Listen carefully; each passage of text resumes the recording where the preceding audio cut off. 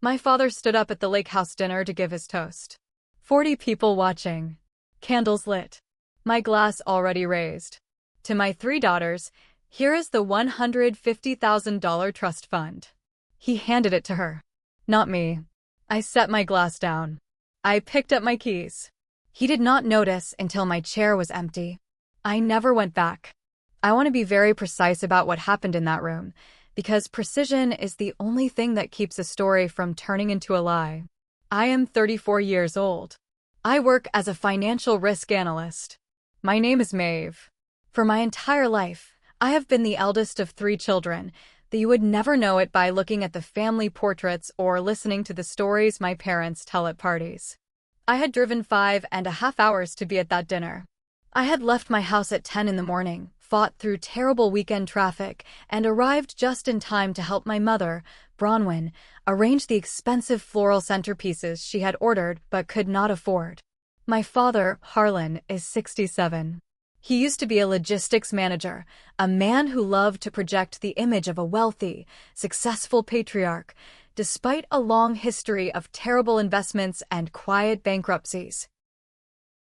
The dining room was warm, filled with the scent of roasted garlic and expensive red wine. The candles flickered, casting long, elegant shadows against the oak-paneled walls. 40 guests were seated around the massive table. Most of them were my father's business associates, people he was trying to impress. My father tapped his knife against his crystal wine glass. The sharp, clear ringing sound cut through the low murmur of conversation. The room fell silent. He stood up, smoothing the front of his tailored suit. He smiled, that charming, practiced smile that he saved entirely for an audience. I raised my glass of white wine. I was ready to play my part. The quiet, supportive daughter. The one who never asked for anything but always footed the bill. I am so incredibly proud to stand here tonight, my father began, his voice projecting perfectly across the room.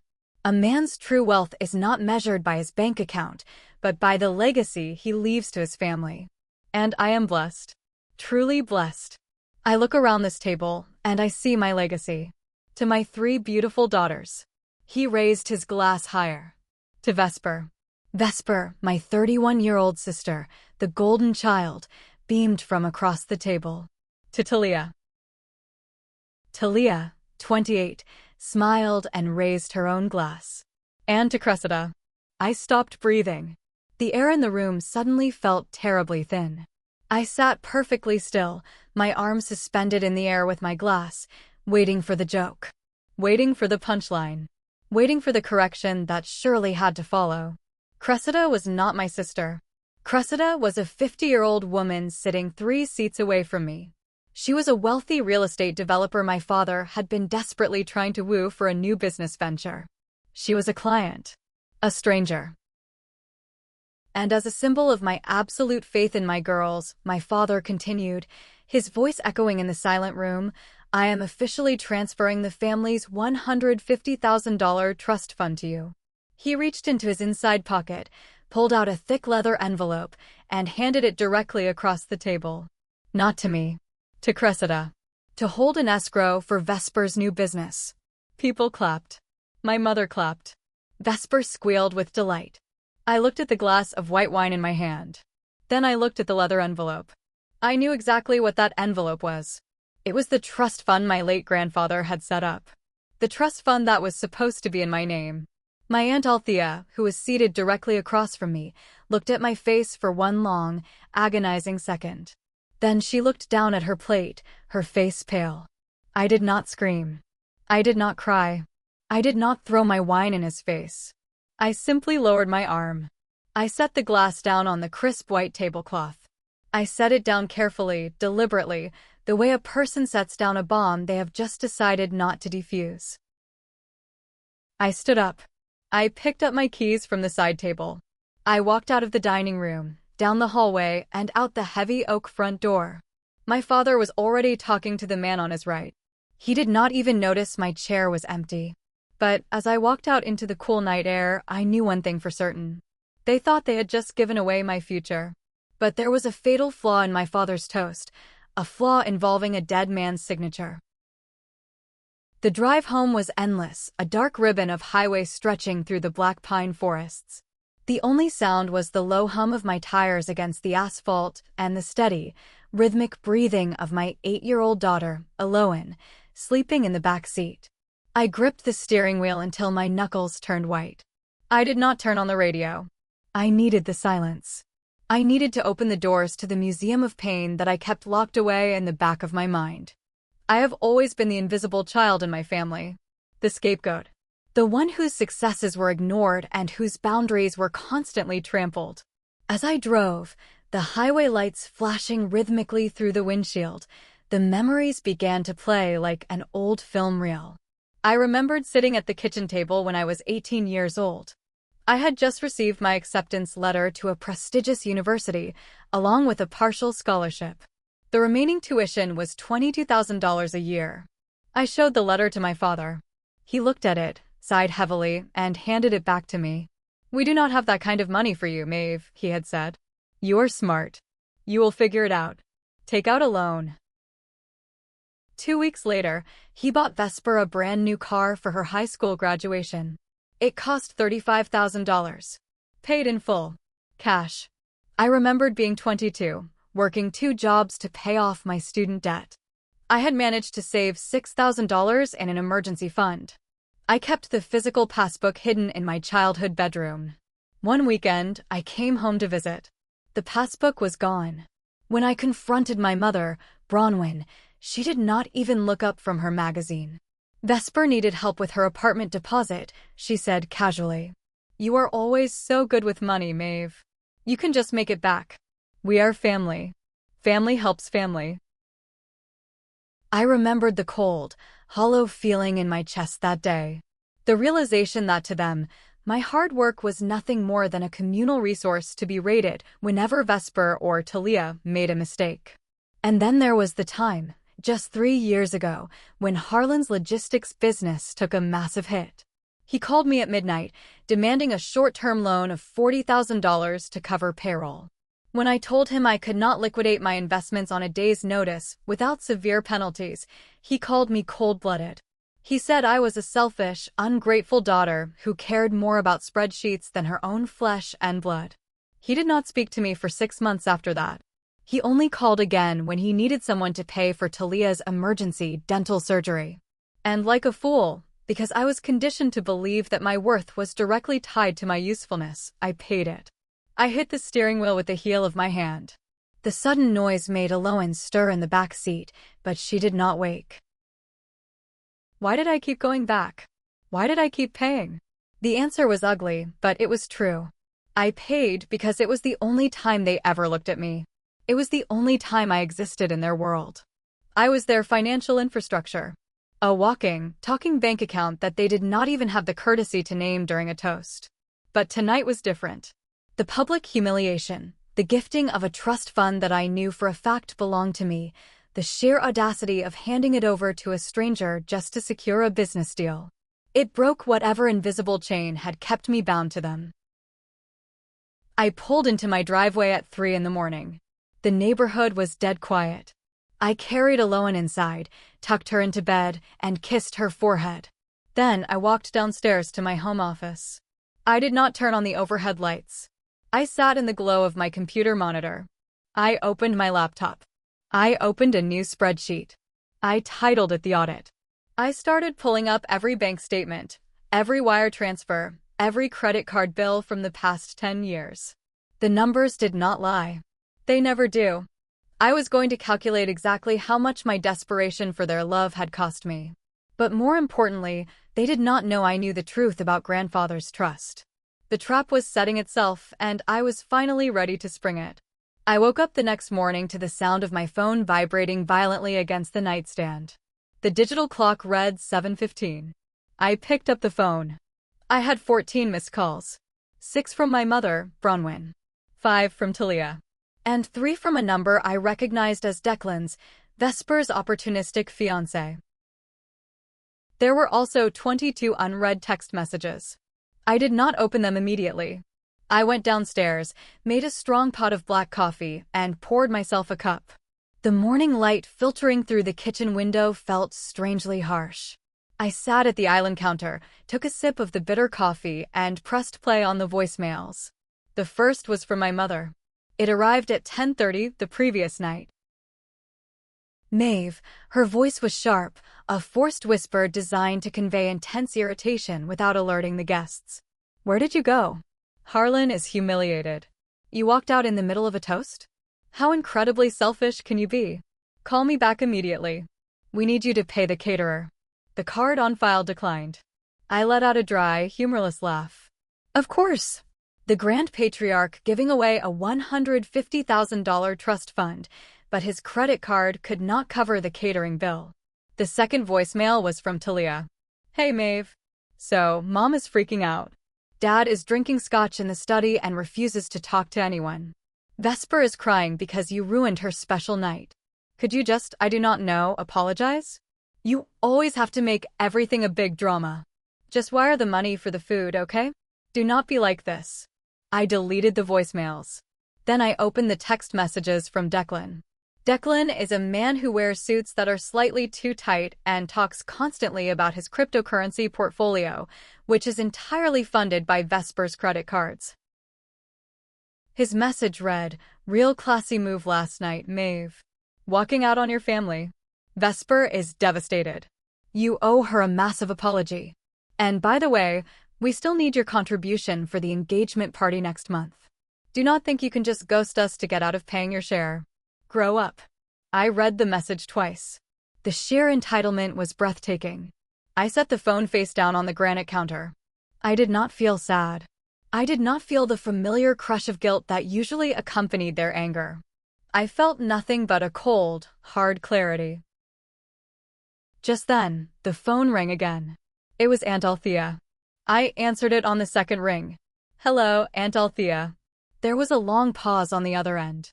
I could hear the faint sound of a television playing in the background. Then she spoke. Her voice was quiet, trembling slightly. Maeve, sweetheart. Are you all right? I am fine, I said, and to my surprise, it was the truth. I saw your face, Althea whispered. I saw what he did. Giving that envelope to Cressida. Announcing it was for Vesper. It was cruel, Maeve. It was the cruelest thing I have ever seen him do. Why didn't anyone say anything? I asked, the question slipping out before I could stop it. Because we are cowards, she said simply. Your father has spent his entire life bullying people into silence. But I want you to know something, Maeve. Listen to me very carefully. You are not crazy. You are not overreacting. What happened last night was unforgivable. I closed my eyes. The validation washed over me like a wave of cool water. For 34 years, I had been told that my pain was just me being dramatic, being too sensitive. To hear someone finally say the words out loud, "You are not crazy," it was a lifeline. Thank you, Althea, I said quietly. What are you going to do? She asked. I looked at my laptop, resting on the kitchen counter. I am going to stop being their bank, I said. I hung up the phone. I didn't reply to my mother's texts. I didn't reply to Talia or Declan. Instead, I opened my contacts and dialed a number I had not called in 3 years. A man named Silas. He was the estate lawyer who handled my grandfather's will. It was time to audit the ghost. It took Silas 2 days to return my call. In the meantime, my family's campaign of harassment escalated from angry voicemails to a bizarre form of financial terrorism. On Tuesday morning, while I was at the office reviewing a complex risk portfolio for a corporate client, a notification popped up on my email. It was an email from Vesper. The subject line read, "Invoice, emotional damages and wedding expenses." I stared at the screen, my hand hovering over the mouse. I clicked it open. There was no greeting, just a block of text and an attached PDF document. The text read, "Since you decided to ruin my celebration dinner and publicly humiliate Dad in front of his investors, the least you can do is cover the damages. My therapist says I am suffering from severe family trauma because of your toxic behavior. Attached is the preliminary invoice for my wedding. You have until Friday to wire the funds, or I will not allow you to be a bridesmaid." I clicked on the PDF. It was a spreadsheet, meticulously detailed. outlining the costs for a destination wedding in Tuscany. The venue, the flowers, the custom designer dress, the first-class flights. The grand total at the bottom of the page was $75,000. I actually laughed out loud. The sound echoed in my quiet office. It was so absurd, so entirely detached from reality, that it crossed the line from offensive into pure comedy. She was billing me $75,000 as a penalty for not sitting quietly while our father gave away my inheritance to a stranger. I closed the email. I did not reply. I dragged it into a specific folder I had created on my desktop titled Family Extortion. An hour later, my phone rang. It was Silas. "Maeve," he said, his voice deep and gravelly. "It has been a long time." "Hello, Silas," I said, leaning back in my office chair and closing the door. "I need you to pull the records for grandfather's trust. The one he set up before he died." There was a long hesitation on the line. I heard the sound of a file cabinet opening, the rustling of thick paper. "Maeve, you know I cannot discuss the active disbursement of the trust without your father's consent. He is the executor." "He is the executor," I agreed. "But who is the sole beneficiary?" Another pause. "You are, Maeve. The trust was established exclusively for your benefit, to be released upon your 35th birthday, or at the executor's discretion if for a qualifying business expense." My heart hammered against my ribs, but I kept my voice perfectly level. Last Saturday night, my father publicly handed a leather envelope containing trust documents to a woman named Cressida, stating it was $150,000 for Vesper's business venture. Silas swore softly under his breath. A sharp, ugly word. "He cannot do that, Maeve. He absolutely cannot do that. The funds are locked. He can show off the documents all he wants, but the bank will not release a single dime without your physical, notarized signature on the release forms." "Are you absolutely certain?" I asked, needing to hear it again. "I am the trustee, Maeve. The money is sitting in a locked account. He is trying to bypass the legal structure, probably hoping to pressure you into signing the release after the fact." I closed my eyes. The audacity of it. Harlan had staged a theatrical performance for his clients, giving away money he did not have access to, assuming I would just quietly sign the paperwork later to save him from embarrassment. He assumed I would play the good, obedient daughter, just like I always did. "Silas," I said, my voice dropping to a dangerous whisper, "I need you to send me every single document related to that trust. And I need you to put a hard freeze on the account. Flag it for potential fraud by the executor." "I can do that," Silas said. "But your father will be notified immediately by the bank. It will be war." "Let it be war," I said. 10 minutes later, Silas emailed me the hidden file. I opened it. There it was, in black and white. $150,000.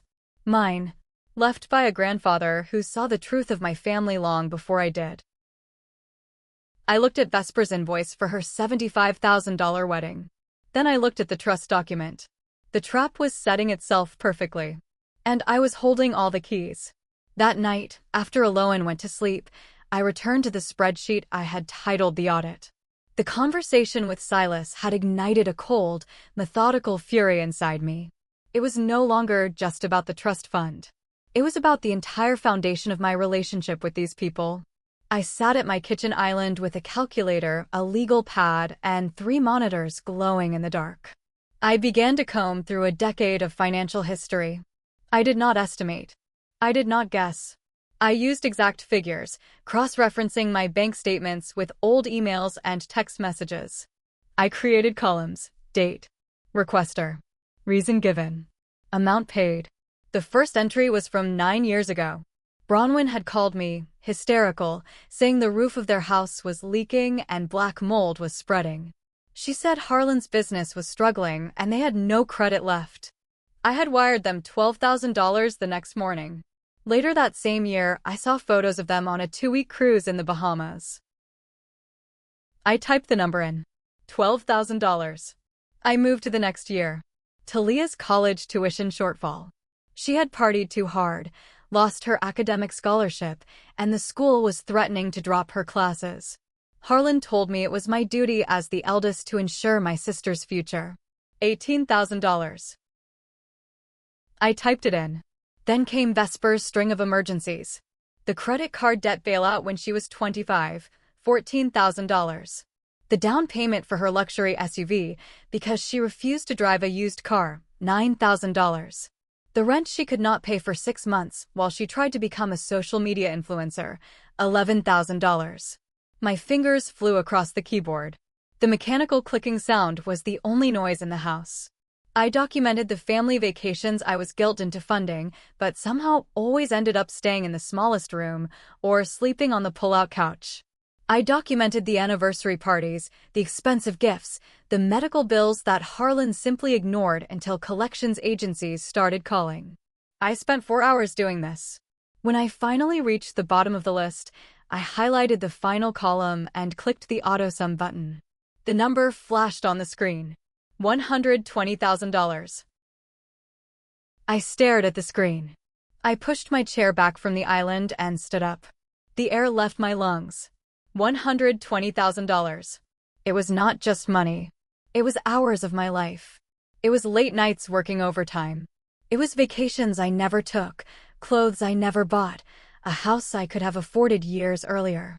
I had bled myself dry to build a comfortable life for people who did not even respect me enough to say my name correctly at a dinner party. Dr. Galen, my therapist, had once told me that narcissistic family systems require a scapegoat to carry the blame and a workhorse to carry the load. I was both. I was the financial infrastructure of a family that did not include me in its headcount. I walked over to the kitchen sink and splashed cold water on my face.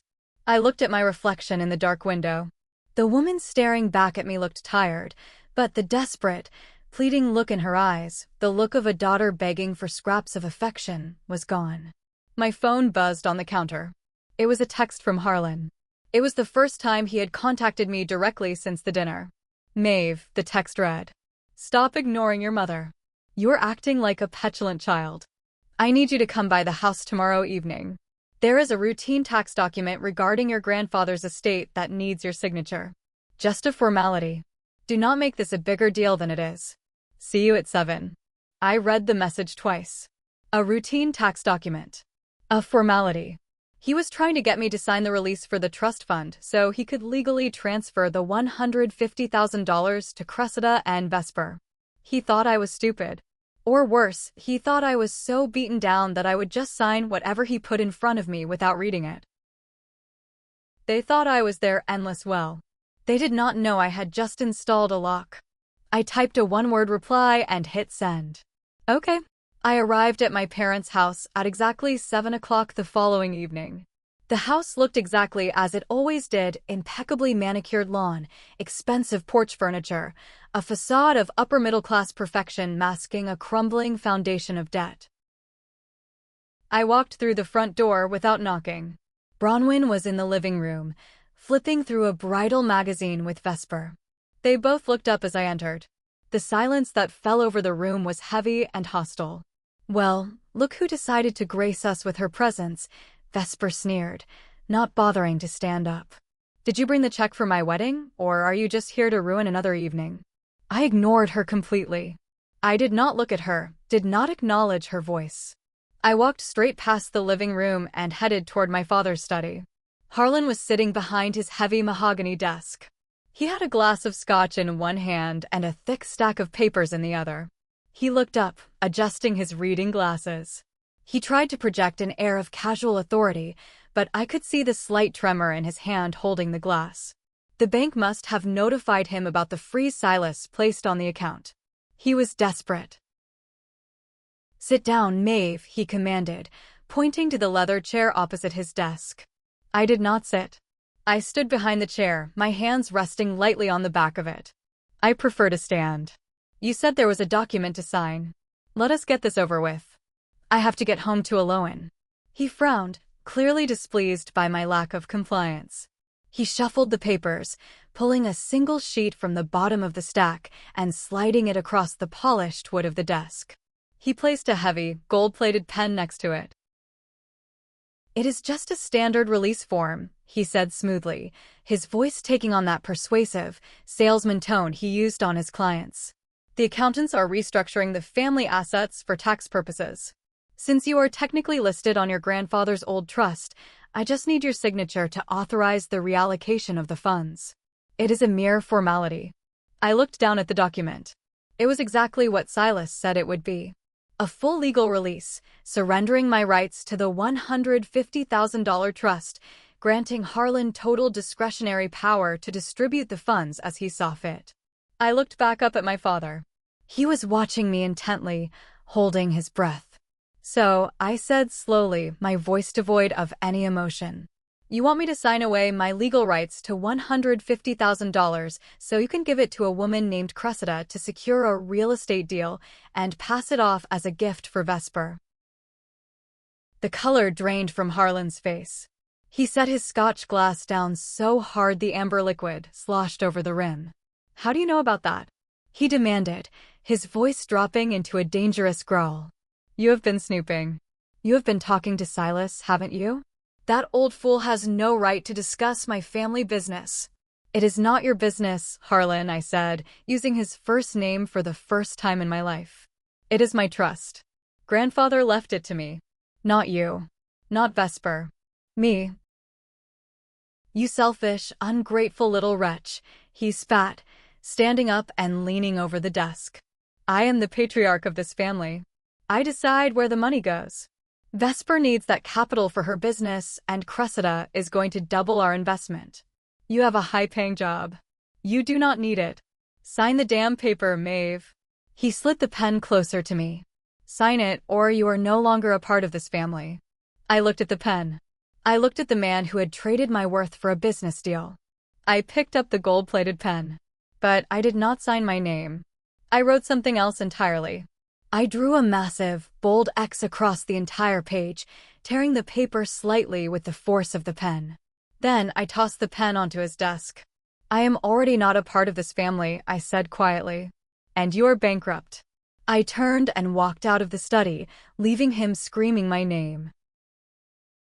The next morning, the war officially began. I drove straight to the gleaming glass tower in downtown where I worked. My firm, a top-tier financial risk management agency, occupied the top 3 floors. I walked into the corner office of my senior partner, Gideon. Gideon was a man in his late 50s, sharp as a razor, with a quiet intensity that commanded absolute respect. He knew my work ethic. I had made the firm millions of dollars through meticulous risk assessment. We were not close friends, but we shared a deep, mutual professional respect.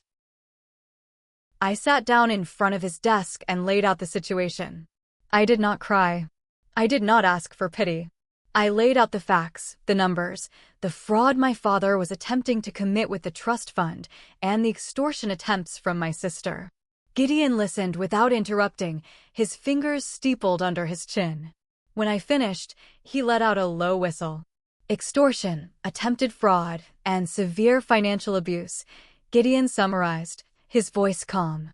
"Your father is playing a very dangerous game with funds he does not legally control."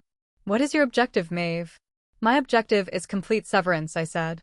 "I want the $150,000 transferred out of the trust and directly into an account under my sole control. And I want an impenetrable legal wall built between me and them. They are going to escalate this, Gideon. When they realize I am not going to pay for Vesper's $75,000 wedding, they will try to destroy my reputation." Gideon nodded slowly. "We will not let that happen. We have the best corporate legal team in the state on retainer. I am authorizing them to represent you in this matter, pro bono. Consider it a bonus for your outstanding quarter." "Thank you, Gideon," I said. I left his office and immediately drove to meet Silas at a secure bank branch. We sat in a private room with a wealth manager. I provided the documentation. I signed the actual legal forms. Within 45 minutes, the entire $150,000 trust was liquidated and wired into a new, heavily encrypted account in my name only. Harlan's access was permanently revoked. I walked out of the bank feeling 50 pounds lighter. The air smelled cleaner. The sky looked bluer. I had taken back what was mine. But I knew the shockwave had not hit them yet. The shockwave hit at 2 o'clock that afternoon. I was at my desk, reviewing a spreadsheet, when my phone started vibrating so constantly it sounded like a drill. It was Harlan. Then Bronwyn. Then Vesper. Then Declan. Dozens of calls. They had received the notification from the bank. The money was gone. The escrow account for Cressida was empty. The facade was crumbling. I turned my phone on silent and tossed it into my drawer. I took a deep breath, relishing the absolute silence of my office. The invitations for Vesper's $75,000 engagement party arrived in my mail slot on a Tuesday, exactly 1 week later. It was printed on heavy, cream-colored cardstock with gold foil lettering. It was a massive event, held at the Grand Hotel, a venue known for its staggering minimum spend requirements. They had sent me an invite. Why? Because they still believed, deep down in their delusional minds, that public pressure would break me. They believed that if I showed up to a party with 200 guests, they could corner me, shame me, and force me to write a check to save them from ruin. I looked at the gold foil invitation. I pulled out a black pen. I checked the box that said, "Will attend." I slid it into the return envelope. I RSVP'd yes. But I wasn't coming as a guest. I was coming as an auditor. If your family treated you like an ATM while calling you selfish, what would be your breaking point? Hit that like button, subscribe to the channel, and let me know in the comments the name of the city you are living in. Every comment helps this video reach more people. Thank you so much. They did not wait for the engagement party to launch their next attack. Desperation makes people stupid, and my family was entirely out of options. It happened on a Thursday morning, 3 days before Vesper's grand event. I was in a glass-walled conference room on the 40th floor, presenting a quarterly risk analysis to a board of directors. The presentation was going perfectly. Suddenly, the heavy glass doors of the firm's reception area, which I could see from the conference room, swung open violently. There they were. Bronwyn, Vesper, and Declan. They had bypassed the lobby security by tailgating a delivery driver. Vesper was wearing designer sunglasses indoors, and Bronwyn was carrying a massive leather handbag, looking furious. They marched straight toward the receptionist, a young woman named Sarah. I paused my presentation. The board members turned around in their leather chairs, frowning at the commotion. I need to see Maeve right now. Bronwyn's voice shrilled, loud enough to penetrate the soundproof glass of the conference room. She is stealing from her own family. You tell her to get out here. Sarah, looking terrified, reached for her phone to call security. Declan slammed his hand down on Sarah's desk. We are not leaving until she pays what she owes us. She is a thief. I felt a cold wave of absolute fury wash over me. They were trying to humiliate me in my professional sanctuary. They were trying to use public shame to break me in front of my clients. I set down my laser pointer. I apologize, gentlemen, I said calmly to the board. It appears I have a minor security issue to handle. Please excuse me for 2 minutes. I walked out of the conference room. As soon as I stepped into the reception area, Vesper pointed a perfectly manicured finger at me. There she is. Vesper screamed. You sociopath. Dad's business deals are falling apart because you stole the trust fund. You owe me my wedding money. I did not say a word. I did not have to. Before Bronwyn could launch into another screaming fit, the heavy oak doors of the executive suite opened. Gideon stepped out. He did not yell. He did not rush. He simply walked over, his presence radiating an icy, terrifying authority. He looked at Bronwyn, then at Vesper, and finally at Declan. I am Gideon, senior managing partner of this firm, he said, his voice low and deadly quiet. You are currently trespassing on private property, disrupting a multi-million-dollar corporate meeting, and publicly defaming one of my top executives. We are her family. Bronwyn sputtered, suddenly realizing she was completely out of her depth. She stole. She executed a legal transfer of assets that belonged solely to her, Gideon interrupted, his voice slicing through hers like a scalpel. My legal team handled the transaction. It is ironclad. Now you have exactly 10 seconds to turn around and walk into the elevator. If you are still standing on this floor at 11 seconds, I will have building security physically restrain you, and I will personally press charges for trespassing and corporate harassment." He raised his wrist and looked at his heavy silver watch. 1, 2. Declan, realizing the severe legal danger they were in, grabbed Vesper's arm. "Let us go," he muttered. They backed away toward the elevators, their faces red with humiliation and rage. Vesper glared at me as the elevator doors began to close. "This isn't over, Maeve." The doors slid shut. The lobby was silent again. Gideon turned to me, adjusting his cuffs. "Take 5 minutes, Maeve. Then come finish your presentation." I nodded, taking a deep, steadying breath. They left my office humiliated. But the true humiliation was waiting for them 48 hours later, under the crystal chandeliers of the Grand Hotel. Saturday evening arrived. The Grand Hotel was a monument to old money and excessive luxury. Massive crystal chandeliers hung from the vaulted ceilings, casting a warm, golden glow over the grand ballroom. A string quartet played softly in the corner. Waiters in crisp white tuxedos circulated with trays of champagne and expensive caviar. It was a party designed to project immense wealth. It was also a party built entirely on a foundation of maxed-out credit cards and a stolen trust fund they no longer had access to. I arrived at 8 o'clock, precisely an hour after the event began. I did not wear my usual understated corporate attire. I wore a floor-length, emerald green silk gown that cost more than my first car.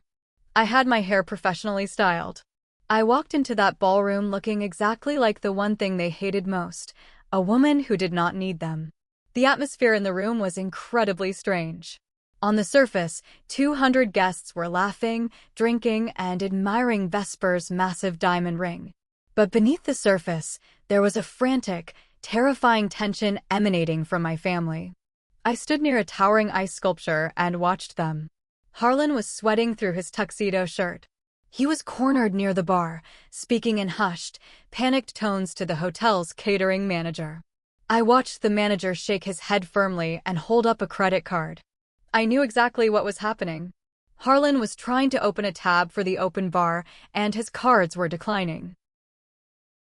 Bronwyn was pacing near the entrance, her smile looking like it had been painted onto a corpse. She kept glancing at her phone, likely waiting for a wire transfer from some desperate loan she had tried to secure at the last minute.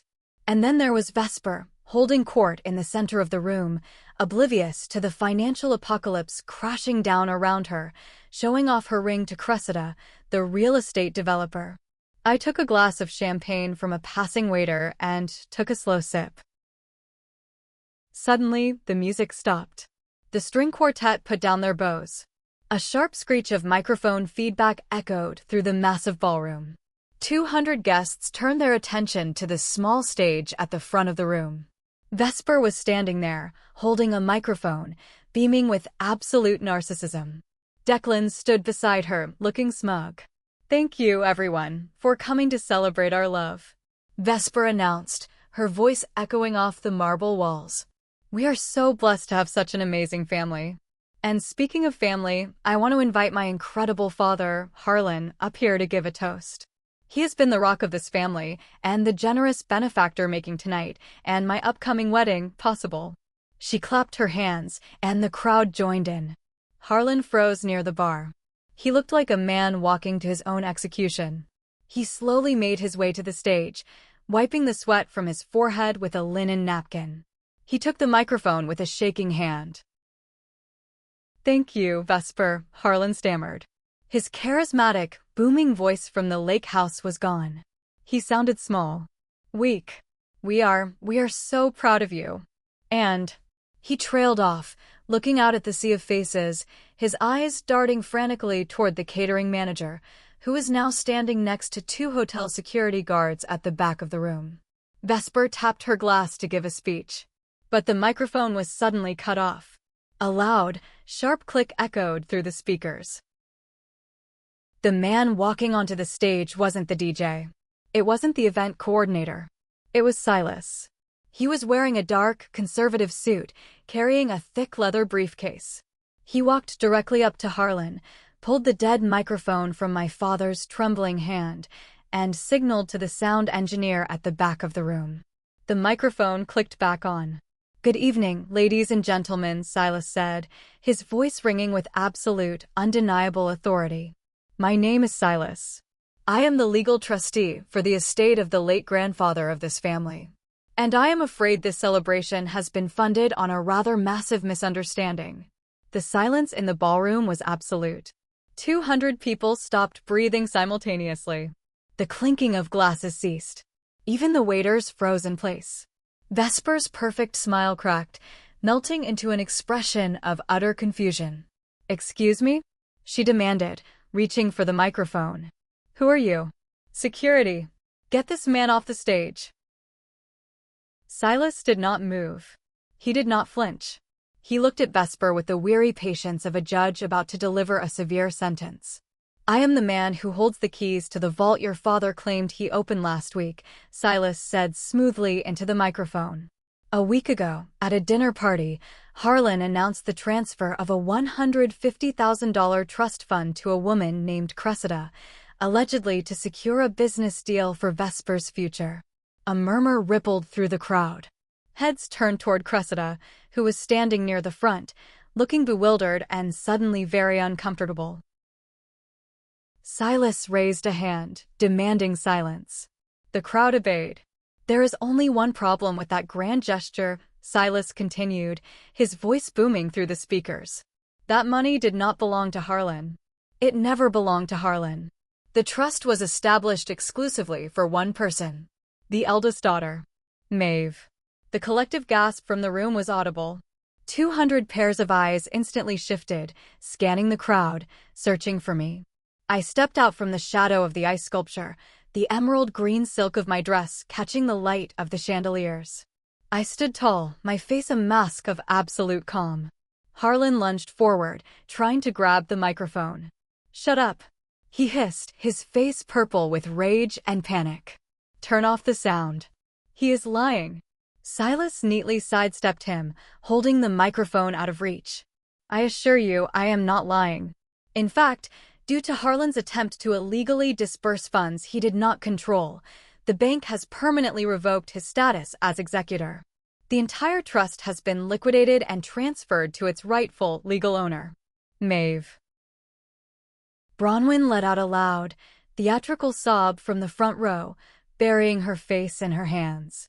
"Which brings us to the reality of tonight's event," Silas said, his tone turning clinical and devastating. "Harlan and Bronwyn have no access to the trust. Furthermore, a brief audit of the estate's remaining accounts reveals that they are in severe, unrecoverable debt. The catering bill for this evening has already been declined by 3 separate credit card companies." The whispers in the crowd erupted into loud, frantic chatter. People were stepping away from the stage, physically distancing themselves from the imploding family. Vesper turned to Declan, her face pale with horror. "Declan, do something. Tell them it's a lie." But Declan was not looking at Vesper.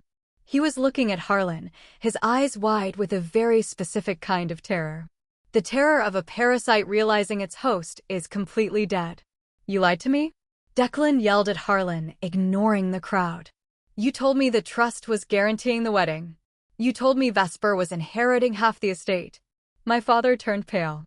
He looked at his golden child, then at her furious fiancé, and finally, his eyes found me in the crowd.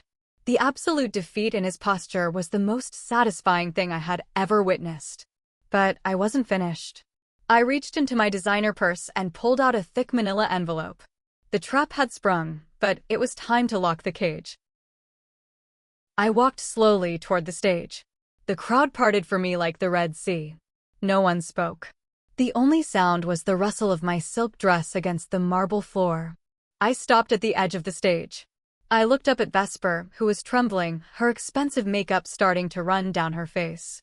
I looked at Declan, whose face was contorted in furious calculation. I unclasped the manila envelope. Inside were 50 copies of a single, highly summarized financial document. It was a legal affidavit, prepared by Gideon's team, detailing the exact ownership of the trust, the recorded fraud attempt by Harlan, and a public notice that I, Maeve, held zero financial liability for any debts incurred by the family. I handed the stack to a stunned waiter standing nearby. "Pass these out to the front tables," I instructed quietly. The waiter, moving purely on instinct, began handing the crisp white papers to the closest guests. Declan snatched one from the waiter's hand. He read it frantically, his eyes darting back and forth across the page. "You have absolutely nothing," Declan whispered, looking up at Vesper with utter disgust. "You are broke. Your family is broke." "Declan, baby, please," Vesper cried, reaching out to grab his arm. "We can figure it out. We love each other." Declan forcefully shoved her hand away.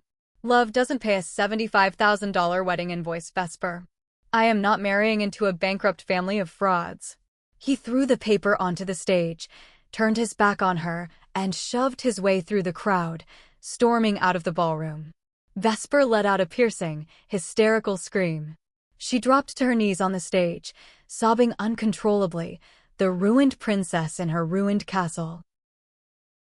Harlan collapsed into a chair, putting his head in his hands. Bronwyn was hyperventilating, surrounded by a few pitying friends who looked desperate to leave.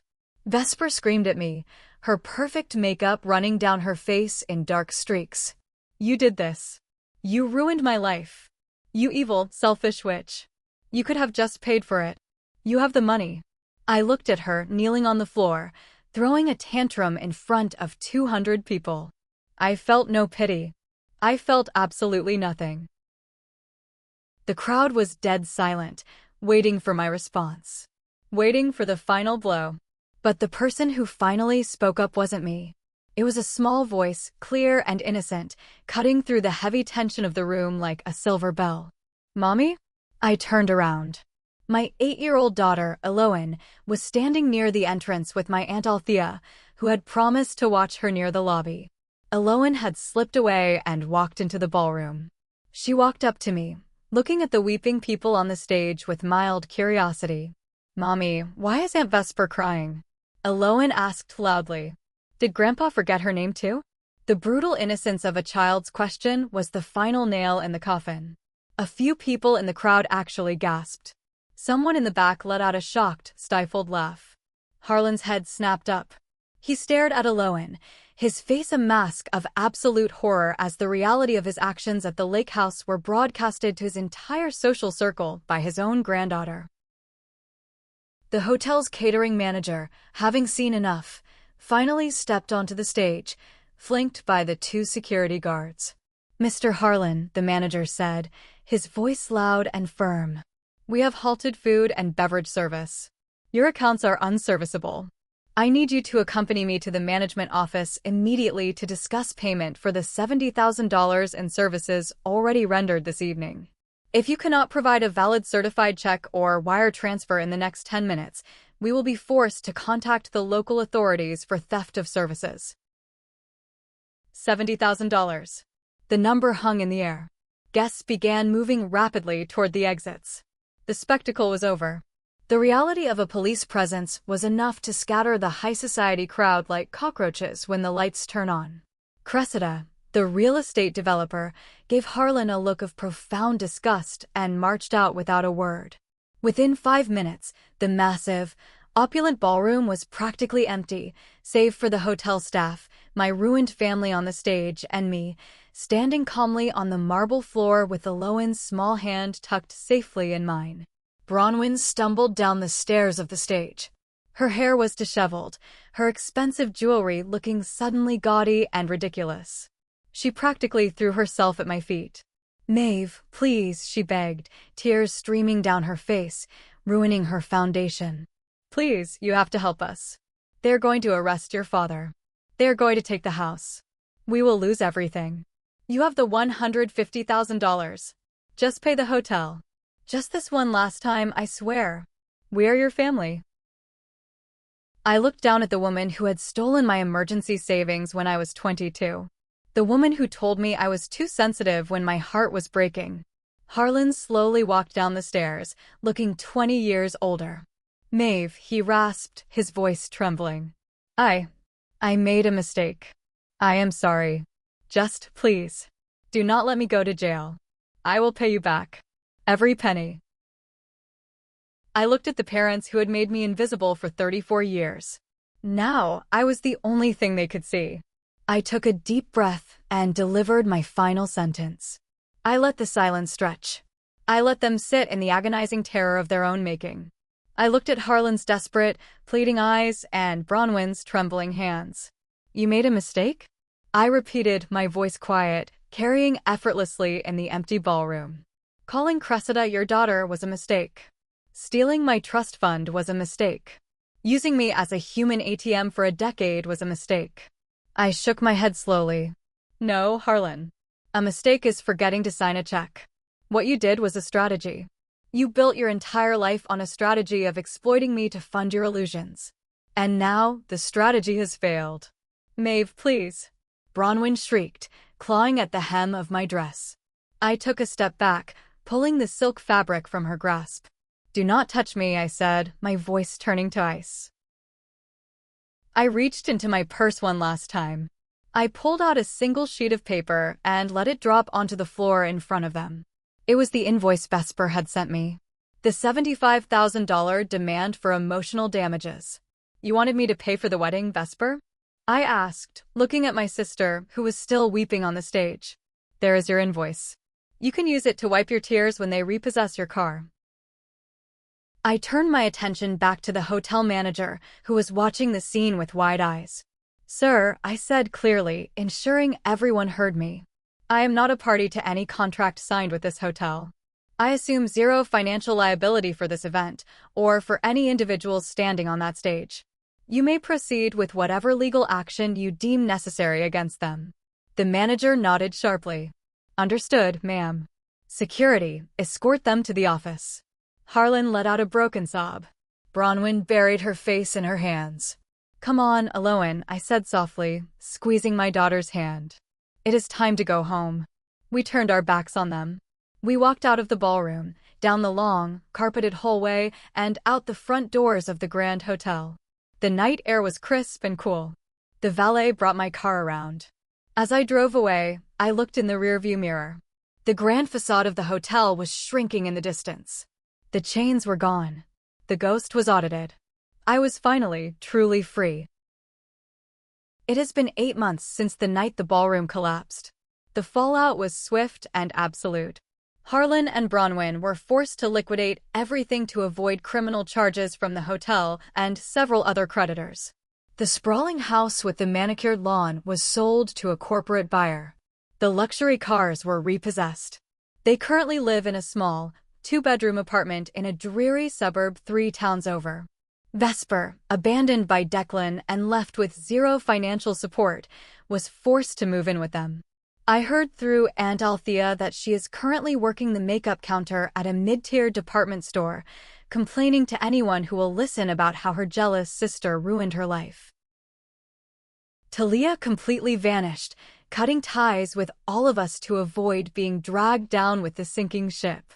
I never gave them a single dime. I used a portion of the $150,000 trust to set up a secure, ironclad college fund for Aloan. I invested the rest. I sleep 8 hours a night. I do not jump when my phone rings. I no longer check my bank account with a sense of dread, waiting for the next manufactured emergency. Aunt Althea comes over for dinner every Sunday. We drink good wine, we laugh, and we watch Aloan play in the backyard. Althea is the only family I need. Dr. Galen told me in our last session that stepping out of the role of the scapegoat often feels like stepping off a cliff. You expect to fall and crash. But what you do not realize until you take the step is that you have always known how to fly. They were just the weights holding you down. Being invisible to the wrong people is a blessing, not a curse. It gives you the quiet space to build an armor they cannot penetrate. But there is one lingering detail. My mother, Bronwyn, left a weeping voicemail yesterday. It was the first time she had reached out in 6 months. She was crying hysterically, begging to see her granddaughter one last time before they are forced to downsize again, into an even smaller apartment. She swore they have changed. She swore Harlan is a broken, humble man who just wants to apologize. Some of my friends say I should grant her a final goodbye, just for my own closure. They say holding onto the silence is toxic. But I know what happens when you open a locked door to a starving wolf. So, I am turning to you. Did I go too far by ignoring her voicemail? Should I let them see alone one last time, or is the silence exactly what they deserve? Drop your verdict in the comments below. I read every single one. If my journey resonated with you, if you have ever been the invisible workhorse for a family that did not appreciate you, hit subscribe and share this video with someone who needs to hear it. Thank you for watching, and I will see you in the next story.